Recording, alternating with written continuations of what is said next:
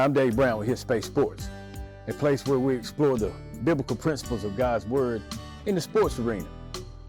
Special thanks to Antoine Lively and the folks at Freedom High School and Eddie Searcy and the folks at the Spindale House for allowing us this backdrop for these segments.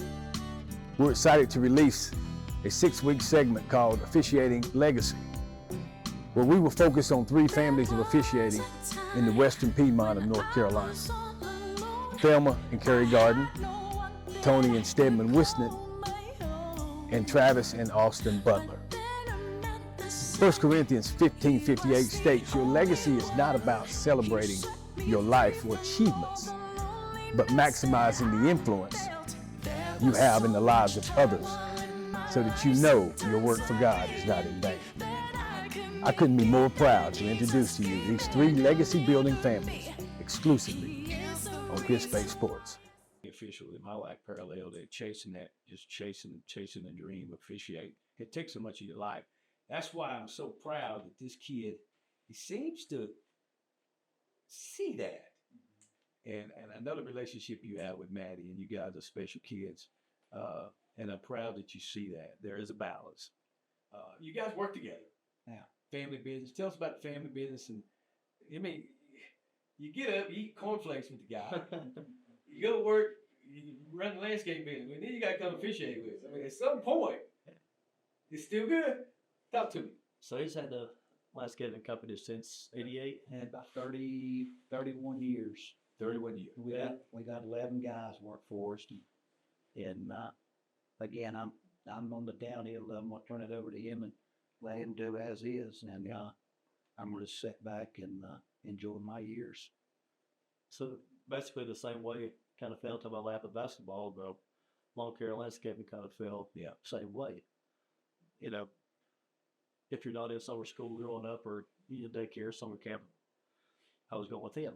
Mm-hmm. So I was trying to work the summers, make a little extra money at the time. And then, like I said, our main job pairs well with basketball. This is all we do, fishing wise. Mm-hmm. So in the summer months, we really don't have time to obviously do a sport like baseball or your fall or you go into the fall, such as football. So basketball pairs very well whenever we're able to take time away from work and our families to, like you said, chase dreams, enjoy these moments together.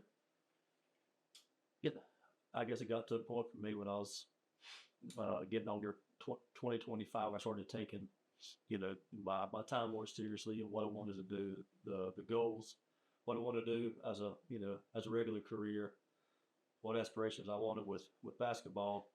I see you kind of piggybacking off the previous question, being humble and taking everything as a reality check. Yeah. Because you're not guaranteed anything in this business, and it doesn't matter as much of what you know.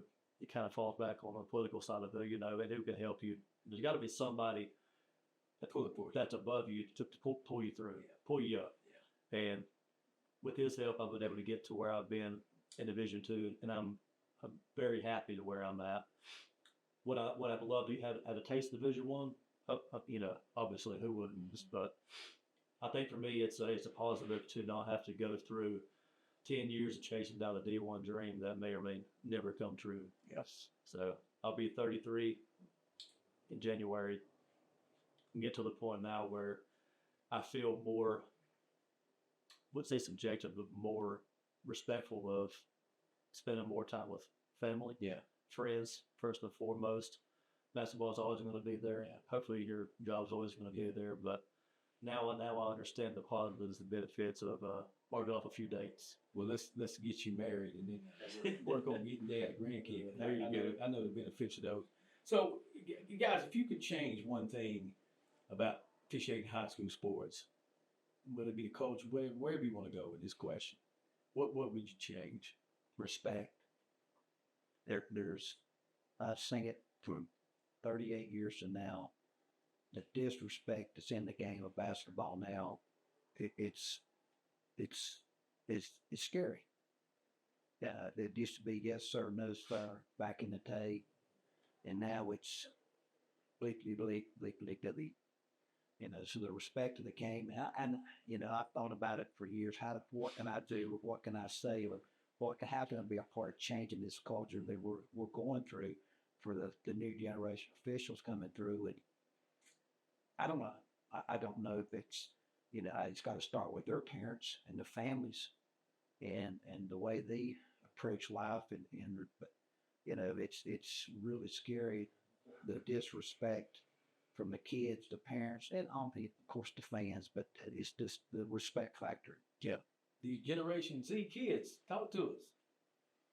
I think after my generation, we're in for a whole new wave, if you will. I think I got a younger brother.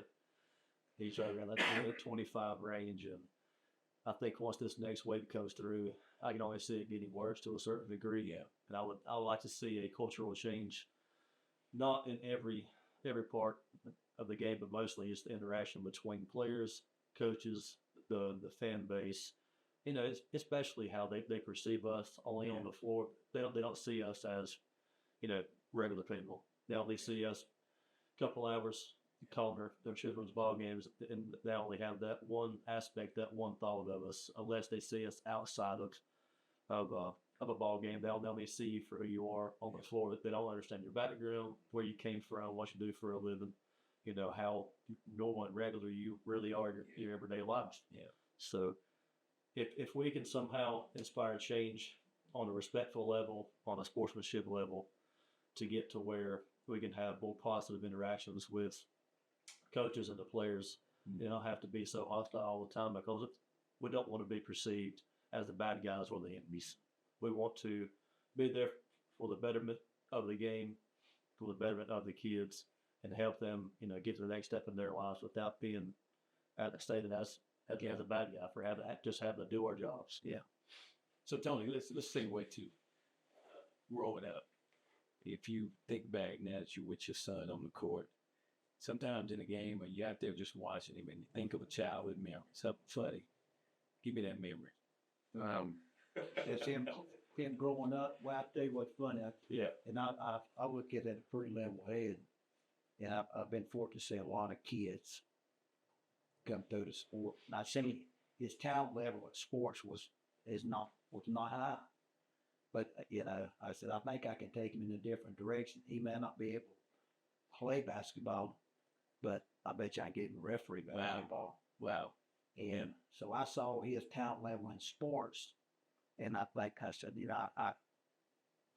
can work with him. Yeah. Wow. So that's when I changed. And I never pushed any of my kids to play sports. I blessed to play all sports. Yeah. That's to succeed. And I never did with my kids. I never pushed my kids into anything.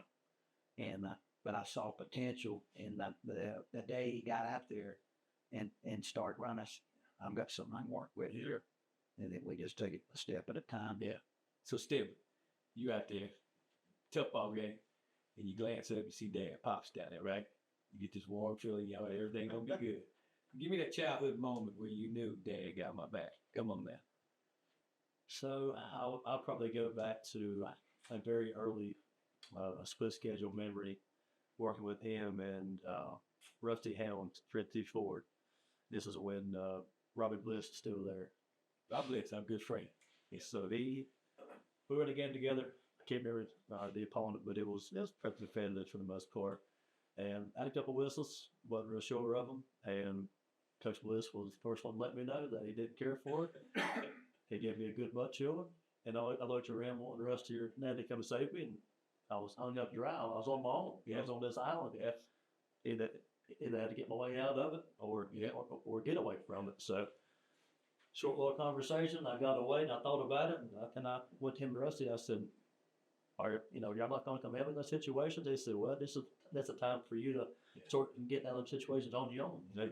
Sink or swim type moments. So, and it goes back to stuff like that. And it's kind of what he just said, not being able to push kids through certain moments if they don't need pushing, or put them in those situations and see how they get, they get themselves out of it. And he never pushed me to do football, baseball, or basketball, but of course, being a kid, you grow up and you see your dad's trophies and you see his newspaper clippings. You're like, all some of those moments. Tried out for football, and football just worked for me. Played baseball. I felt like I was a little bit better at baseball than I was at basketball. Got to hit with a fastball one day, did it? but never again felt like I had to do it. I was out there for myself and for my buddies playing recreation.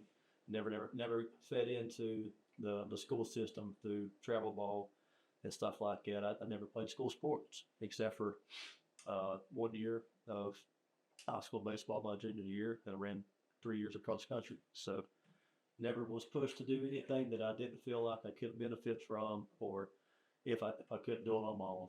If I felt like I had to have help to do it, then I didn't need it enough. I learned. In that situation where they didn't come to your defense, I think we have to give Rob this credit. I think they knew that was the one coach they could trust to rip you a new one and to help you grow with it. So I think those are the kind of things that I miss about sports. Now, just when to hold them and when to fold. Yeah. They knew to hold it and let you fold it over there with Rob, right? Yeah. We've all been in that situation. We've been in there. You got up, and Yeah. and you can see him across the floor taking a pretty good butt chewing. You let him get chewed on a little bit, and then you rotate him out of it. He talks to that coach, You grow. diffuse it, move on from it. Well, you guys got a ball game call tonight, and I want to thank you for sitting down with us, but I'm going to ask you, at the end of the day, we asked ourselves, in your personal lives, you asked, so why am I still here on this earth? You didn't think about what it is that you want to do or you need to be doing. And I know you guys think about it. You guys have been blessed. Your business has been blessed. The relationships have been blessed. You're officiating. It's just rare from father and sons to get to do what you're doing. So if you could leave our viewers with one thing, what isn't you like to achieve before you leave this place, Tony?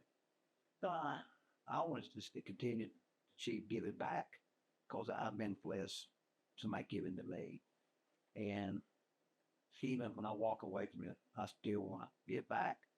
It'd be selfish for me, and I was selfish for years. The first 10, 12 years is all about me. My goals is selfish. I didn't want to share because I'm afraid somebody's going to take my place. And as you get older, progress, and get those opportunities, and you get to thinking, you need to share these opportunities with other people trying to do the same thing you are. So I had to grow and learn to share. I think you were a big part of it. I think I grew more in 10 years than 22 other years as an official, because I had to learn to share and open up. I'm a pretty proud guy, but that's not doing me, him, or anybody else any good. Take all that I've learned and bottle it up and just keep it. That's not helping anybody. So, give back. That was my thing. And I want to continue to give back to the high stuff, whoever, not just basketball, but in life. And Jim, just give back. How about you, Scooter? Got you, Scooter. I would like to get to the point where I can more or less give back kind of the same way that he's talked about. I was able to get in whenever there was a lot of really, really good veterans who didn't have the 5 or 10 years left. And I see a lot of really, really great officials, great men that regular lives phase out of this business or grow out of it, sadly pass on from it. I like to get to the point where I want to be a Rusty Ham, be a Ron Winkler, be a James Patterson, to where we're able to still be surrounded by great people, and you're able to, stay engaged in this business, this hobby, if you will, the sport as a whole, to, just be able to stay with these guys and be able to stick around 20, 30 years, and then get back to those guys coming to take your role, take your spot. And I feel like when I got in, like I said, a lot of veteran guys were slowly aging out. But we still got some guys now that are getting to that point where they may have 2 or 3 years left. You hate to see them go, but if it weren't for those guys, I don't feel like we would be as strong of an association or as strong as a Burke County group, the Tyler for that matter. We got some really, really great people and great leadership, great father. It's nice to be surrounded by great people with a great supporting role. Yeah. And that's a great recipe for success. Hey, got to thank you for sitting down. Absolutely. Here on His Space Sports. Tony Whisnant. Thank you, Dave Bryant. Evan Whisnant. Thank you, Dave. My guys, listen. Thank Take care of yourselves. you. Thank you. I want to thank you for joining us for the 6-week segment on Officiating Legacy here on His Space Sports. As the scriptures teach us, leaving a legacy is one of the most important things you can do in life. And as a person who spent the majority of their life officiating, the sacrifices, the time equity, the sweat equity put into something that, quite frankly, is sometimes overlooked, does not go overlooked in the arena of his space. I want to thank you for joining us. Thank you for tuning in and watching these 6 segments of these families who not only give their time, but they give their all to the avocation of officiating.